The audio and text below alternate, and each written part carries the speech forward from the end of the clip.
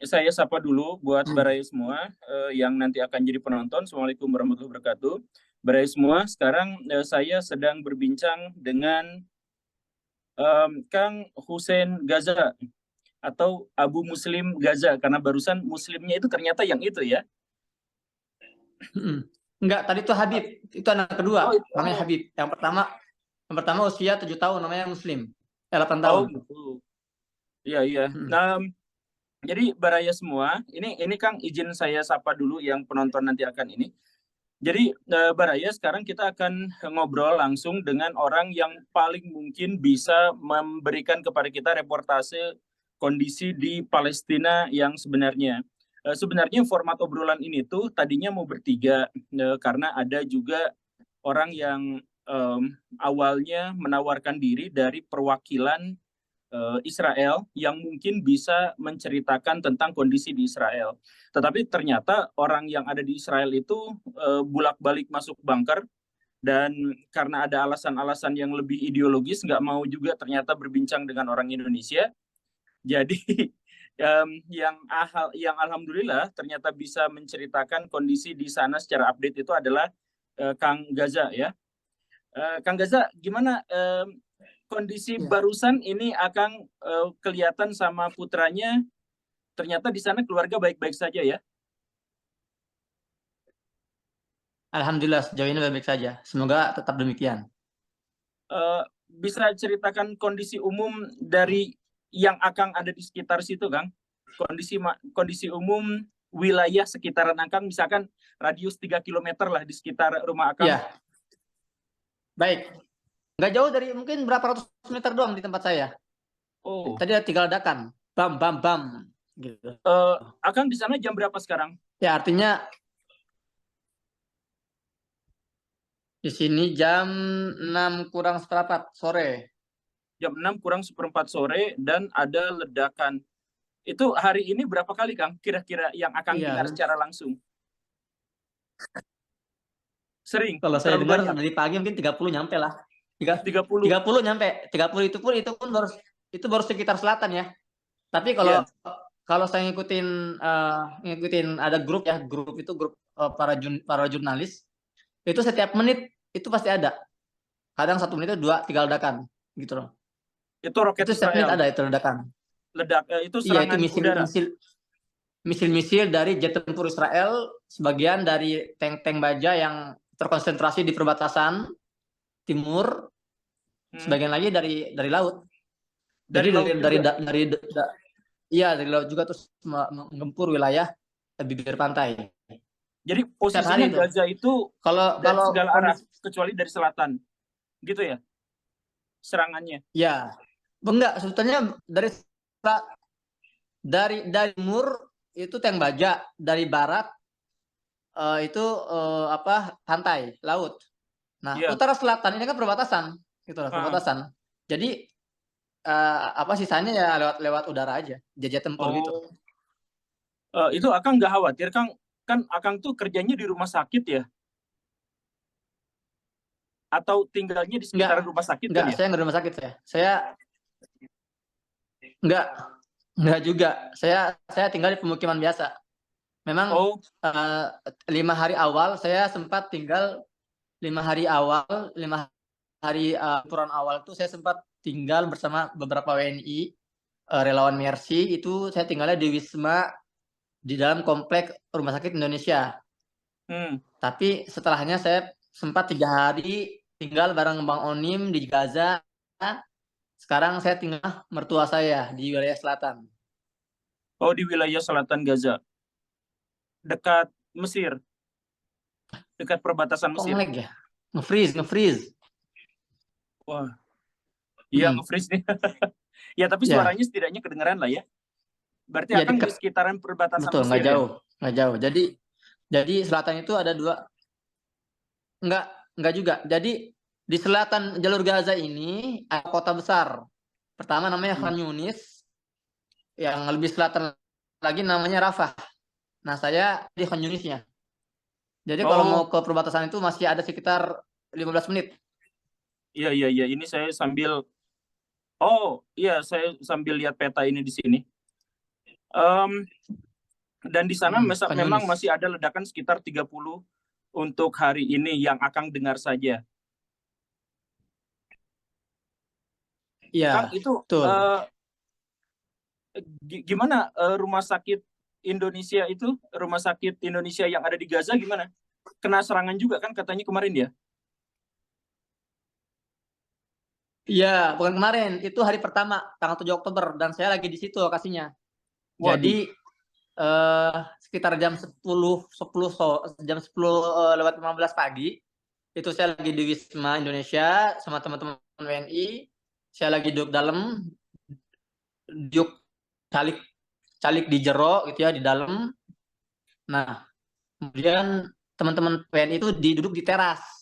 Lagi anak-anak asik-asik duduk di teras, tiba-tiba sekitar 2-3 meter dari tempat mereka duduk itu ada roket misil dari drone. Jadi misilnya bukan dari jet tempur Israel, tapi dari drone. Drone ini pesawat tanpa awak Israel. Itu cuman kurang lebih 2 meter lah dari tempat mereka duduk.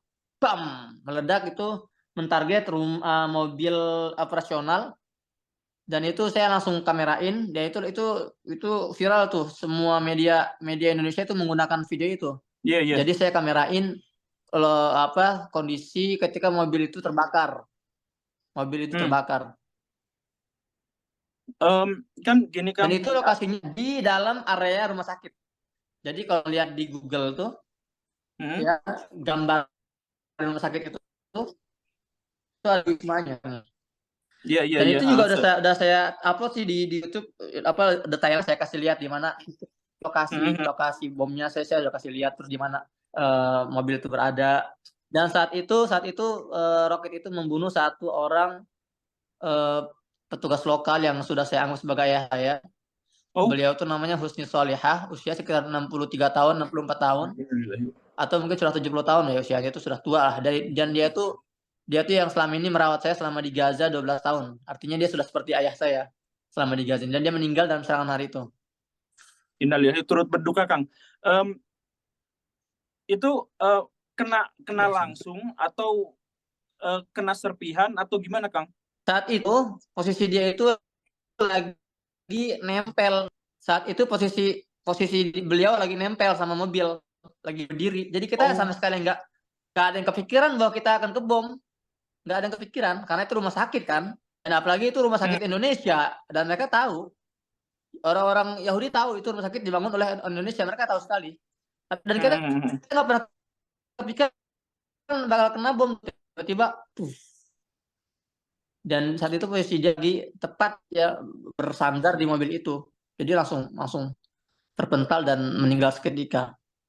Dan kemarin juga ada rumah sakit yang dibom juga kan ya, yang meninggalnya hampir 500 orang itu ya.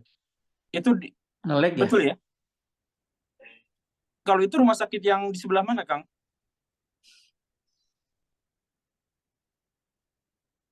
Itu di wilayah utara. Oh, di Di wilayah wilayah utara utara jalur juga. Gaza. Itu rumah sakit itu besar banget. Ya 5 lantai. Itu besar banget rumah sakitnya, 5 lantai.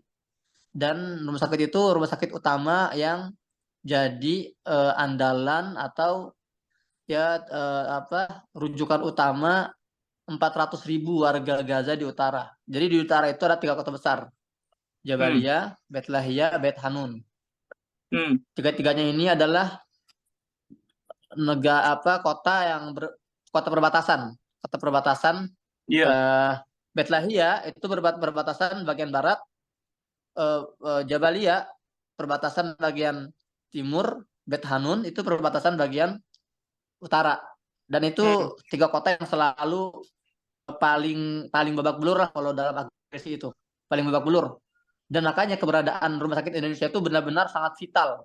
Karena ya mereka nggak punya fasilitas medis lain selain rumah sakit Indonesia, dan ada satu lagi rumah sakit Bet Hanun, itu rumah sakit kecil banget, nggak gede.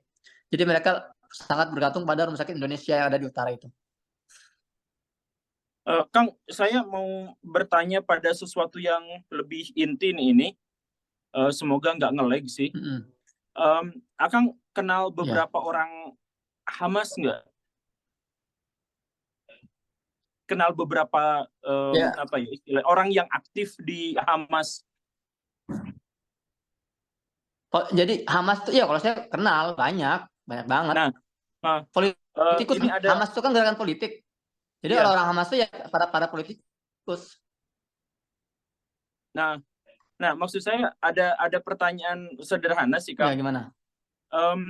Yang pertama, Hamas itu benar-benar mengejutkan dunia ketika berhasil melakukan serangan yang begitu masif, dan ini mungkin salah satu serangan paling epik sejak pendudukan Israel, karena tidak diketahui, tidak terdeteksi oleh intelijen, dan lain sebagainya. Tetapi apakah orang-orang Hamas punya rencana khusus, mengingat ketika mereka melakukan serangan, Ini paling rendah, para drone itu rendah banget di atas rumah. Itu ngaruh sama koneksi internet. Koneksi internet dapatnya dari mana, Kang? Sejauh ini kan sering diputus kan ya? Iya. Jadi ada beberapa provider di Gaza itu. Ada misalnya SpeedClick, ada misalnya Fusion. Ya. Itu rata-rata dari Israel. Kalau yang saya pakai ini dari tepi barat Palestina. Dia Istisalat namanya. Jadi Oh, dia ada. jalur tepi barat, bukan perusahaan Israel. Oke, Kang, ini Ada. karena putus-putus, jadi saya juga pengen langsung to the point ya, pertanyaan yang tadi, Kang. Iya. Kan, jadi kan Silakan. ceritanya gini, kemarin itu, ya pertanyaan yang tadi, kemarin itu Hamas berhasil menciptakan sebuah serangan yang sangat epik dan kemudian benar-benar membuat Israel kecolongan karena berhasil menyerang dengan roket, kemudian masuk dalam skala yang cukup besar ke wilayah Israel dan seterusnya dan seterusnya. Apa rencana Hamas? Soalnya yang saya pikirkan begini, Hamas itu jumlah pasukannya paling banyak juga yang saya tahu ya, sekitar 30-40 ribu orang, sedangkan Israel punya 400 ribu orang dan masih bisa digandakan, ditambah dengan Amerika Serikat yang pasti datang dan lain sebagainya. Dengan infrastruktur, dengan kekuatan militer yang jauh lebih besar, Israel kalau misalkan mendapatkan serangan yang seperti kemarin, udah jelas pasti bakal balik nyerang ke Hamas kan, pasti balik nyerang ke Gaza. Ini kan ini juga pasti ada dalam perhitungannya Hamas kan. Maksudnya akan kurang lebih bisa paham nggak rencana Hamas bagaimana sampai dia berani melakukan serangan yang dampaknya pasti akan menyebabkan serangan balik yang jauh lebih ekstrim dari Israel. Oke. Ya, baik. Jelas ya. Pertanyaannya sudah sampai jelas ya. Sekarang sebelum saya jawab, saya pastikan dulu nih. Suara saya jelas nggak? Jelas. Jelas ya? Jelas. Cuman videonya yang nggak jelas. Suara saya jelas? Tapi suaranya jelas. Oke. Semoga. Iya. Gini deh. Biar soalnya putus, saya akan call nomor WhatsApp. Jadi ntar suaranya pakai suara WhatsApp ya. Enggak, di sini juga jelas kan suara. Kalau suara bisa. Cuman ini aja. Kalau di sini jelas. Oke. Jadi gini. Jadi memang perang antara pejuang Gaza dengan Israel ini banyak jenisnya. Perang fisik, perang media, perang psikologi, dan perang intelijen. Ya. Nah, bagaimana perang intelijen? Di Gaza juga banyak orang-orang Gaza sendiri itu yang menjadi intel-intel Israel ya dengan berbagai motif, baik itu materi atau baik itu misalnya dia tertawan oleh suatu kasus gitu kan. Begitu juga orang-orang Gaza, mereka juga punya intel-intel yang ada di dalam tubuh orang-orang, namanya perang intelijen. Sejak 4-5 bulan sebelum perang itu terjadi, saya sudah sering mendengar dari teman-teman saya, ya dari media pun sering ngomong, orang-orang sekitar pun sudah ngomong, mereka bilang akan ada serangan besar ke Gaza. Itu sudah lama, 4-5 bulan lalu akan ada serangan yang besar ke Gaza. Kalau serangan ini terjadi, akan ada campur tangan dari luar. Itu sudah saya dengar. Bahkan sampai sekitar 3 hari sebelum serangan saya dengar kata-kata itu. Gitu kan? Semuanya cenderung ya memiliki satu persepsi yang sama masalah itu. Dan bagi warga Gaza itu biasa. Ya Gaza biasalah karena memang mereka itu bukan pertama kali kan kalau serangan terjadi gitu kan. Iya. Nah, yang nggak biasa adalah tanggal 7 Oktober. Sama sekali nggak ada satupun yang memprediksi Bahwa serangannya sebesar itu.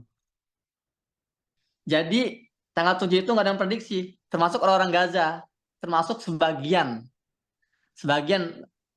komandan para pejuang pun itu banyak yang nggak tahu. Jadi mereka dikasih tahu itu beberapa jam sebelum operasi. Nah, karena memang dikhawatirkan operasi itu keluar. Bocor. Nah, makanya memang itu hanya komandan tertingginya yaitu Abu Khalid atau Muhammad Abdif, hanya dia dan beberapa jajaran yang dia percaya yang mengetahui operasi itu.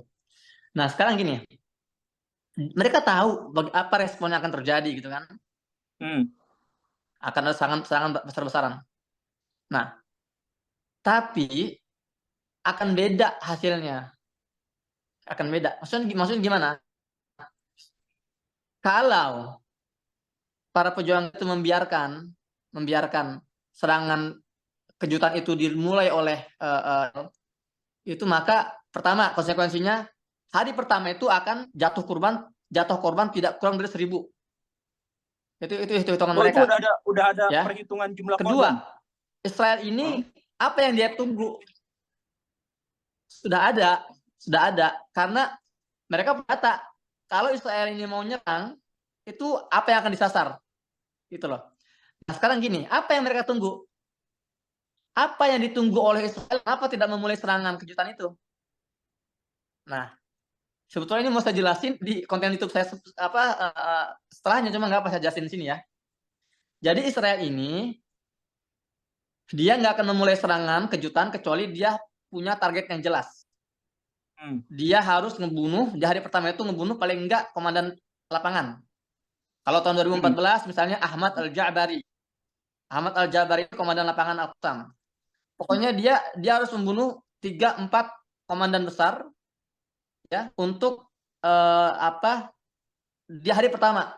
Nah, ntar dia susul dengan gempuran ke rumah sakit, ke sipil. Yang penting dia harus punya semacam keberhasilan. Nah, seperti itu. Itu yang pertama ya. Artinya akan banyak korban jiwa. Yang kedua akan ada korban dari pihak komandan-komandan para pejuang. Yang ketiga, kalau para pejuang Gaza ini menunggu serangan kejutan itu dilakukan oleh Israel, maka mereka nggak punya kesempatan untuk melakukan serangan balasan seperti yang sekarang terjadi. Nggak bisa mereka penetrasi masuk melalui udara seperti yang kita lihat ya, melalui para layang atau tembus dan bisa menawarkan tentara, nggak akan bisa mereka. Nah, jadi kata ini bacaan para analis ya, para analis lokal, mereka bilang ya udah, karena mereka tahu mereka masih akan kenapa kita nggak memulai aja, gitu kan? Kita mulai serangan kejutan. Kalau kita nunggu juga korbannya akan jauh lebih banyak dan kita nggak akan bisa mencapai keberhasilan apapun. Jadi itu yang jadi landasan. Akhirnya mereka mulai melakukan serangan fajar yang benar-benar membuat shock seluruh dunia. Ya bahkan kalau kita lihat berbagai artikel ya di Jerusalem Post ya, itu harian utama Yahudi ya, Jerusalem Post atau misalnya Ahronot, itu mengakui bahwa ini adalah kegagalan intelijen terbesar sepanjang sejarah negara Israel. Ini adalah terbesar gitu. Jadi memang lebih senang para pejuang di Gaza. Ya sekali lagi mereka berpikir kalaupun mereka nggak memulai, mereka akan tetap diserang dengan korban yang jauh lebih banyak dan kerugian jauh lebih besar, dan mereka tidak bisa melakukan serangan balasan seperti yang mereka lakukan. Jadi mereka membuat inisiatif dengan demikian paling enggak mereka berhasil membuat kerugian besar di sana. Sampai sekarang, sampai detik ini, kenapa Israel belum juga berani masuk jalur darat, operasi darat? karena sampai saya dapat berita dari juru bicara resmi militer Israel tadi pagi, sebentar ya, di media dia bilang apa? Kami masih menjadikan wilayah pemukiman di luar Gaza, kalau di sini nyebutnya Gilaf Gaza, itu sebagai area perang, battlefield. Karena masih ada ratusan para pejuang Gaza yang masih bertempur, berusaha masih menguasai wilayah tersebut. Ya, jadi mereka pikir kalau kita aja yang bisa menangani para pejuang yang ada di wilayah kami, kita nggak mungkin masuk ke wilayah Gaza. Itu akan menjadi kuburan massal kami, gitu. Kurang lebih gitulah. Oke. Sampai sejauh ini, Kang, apa prediksi apa prediksi dari orang-orang Hamas tentang akhir dari perang ini? Jadi versi Hamas, perang ini akan berakhir dengan kondisi seperti apa? Ya, saya sendiri kalau masalah ini saya nggak paham ya, karena mereka nggak pernah menyampaikan secara tersurat gitu kan. Tapi lalu mereka sampaikan dalam beberapa press release-nya, ya, Al-Qassam itu mereka bilang, innahu la jihadun, innahu la jihadun imma nasrun aw istishhad. Dia bilang gitu. Inilah jihad. Kalau kita nggak menang, kita akan mati. Gitu, atau syahid gitu ya. Pokoknya cuma dua pilihannya. Hidup mulia atau mati syahid. Nah, mereka tentu bukan saya bilang prediksi ya, tapi ekspektasi mereka itu ya mereka bisa menguasai beberapa wilayah di luar Gaza gitu loh. Bisa ekspansi paling tidak. Begitu kan. Karena mereka sebagaimana mereka berhasil mengusir Israel tahun 2005 dari Gaza. Jadi dulu itu di Gaza itu dikuasai oleh Israel. Karena pertempuran semacam inilah, aksi perlawanan semacam ini akhirnya tentara Israel semuanya hengkang dari Gaza tahun 2005. Mereka semua keluar, dan ini yang berusaha dicapai lagi oleh para pejuang Gaza. Paling nggak kalau mereka bisa menguasai wilayah sekitar Gaza, itu kan semakin ekspansi, semakin meluas kekuasaan mereka, gitu kan. Artinya tanah-tanah yang bisa mereka bebaskan dari penjajahan. Nah, karena mereka punya prinsip, sesuatu yang direbut dengan kekuatan, maka harus diambil kembali dengan kekuatan. Nggak bisa. Kita sudah diusir dengan senjata, lalu kita mau mengambil alih kembali wilayah kita dengan perundingan verbal gitu, atau dengan di atas meja dengan protokol-protokol internasional, itu nggak akan mungkin. Jadi gambaran gini, dengan bahasa lain, baik Fatah maupun Hamas dua-duanya sama-sama berunding dengan penjajah. Bedanya perundingan ini di panggung internasional ya, seperti misalnya PBB gitu kan, dan mahkamah internasional gitu kan. Nah, kalau perundingan Hamas dengan Israel ini menggunakan bahasa roket-roket itulah. Karena kalau orang-orang Al-Qassam mengatakan, kami hanya akan berunding dengan Israel dengan satu-satunya bahasa yang mereka mengerti, yaitu bahasa kekerasan. Kalau nggak begitu, mereka nggak akan paham apa jenis perundingan, dan kita nggak akan menghasilkan apapun dalam perundingan kecuali dengan perundingan seperti ini. Yang saya dengar, Kang, dari pihak Israel, bahwa mereka kalau berhasil masuk ke Gaza dan kemudian menguasai wilayah ini, maka mereka akan membuat pemerintahan otoritas yang akan berkuasa di Gaza. Jadi nanti orang Hamasnya akan dihilangkan sama sekali, kemudian mereka akan membentuk sebuah pemerintahan boneka di Gaza. Orang Hamas tentu saja gitu ya. Orang Hamas udah antisipasi nggak soal ini, Kang?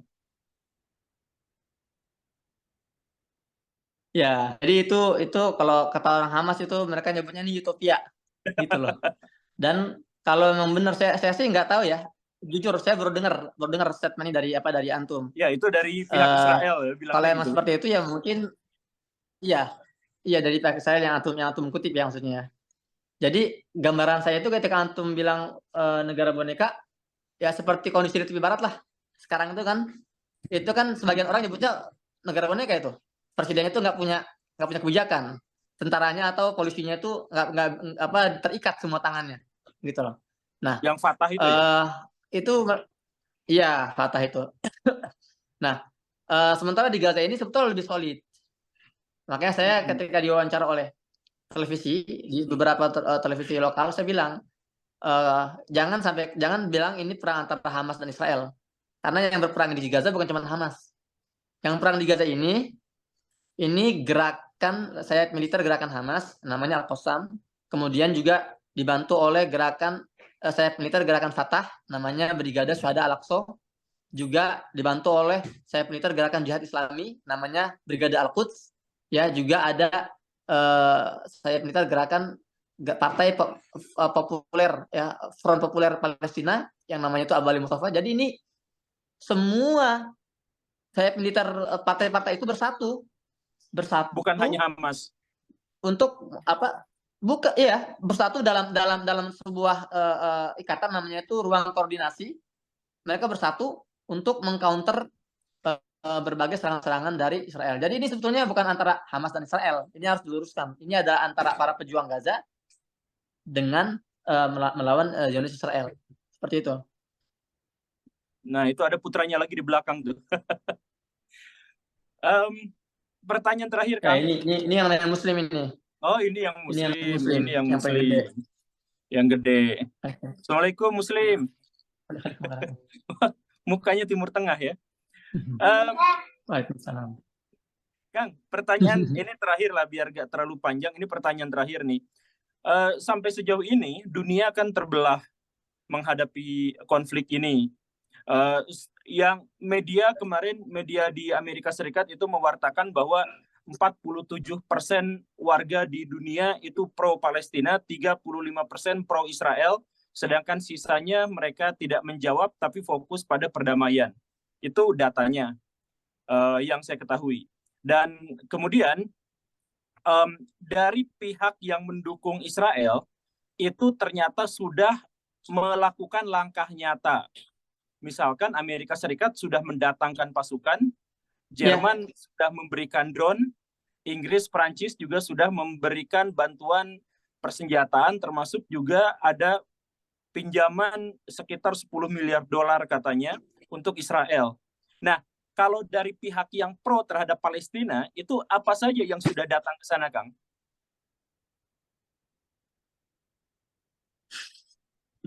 Iya. Sejauh ini nggak ada. Jujur aja nggak ada. Emang Kan ini gini. Arab Saudi, Iran itu sudah mengancam gitu kan? Ya, itu juga bukan ancaman sih. Itu saya maksudnya bukan ancaman. Yaitu kayak gini contoh ya. Tadi malam Presiden Rusia Putin contoh nih dia mengatakan gini.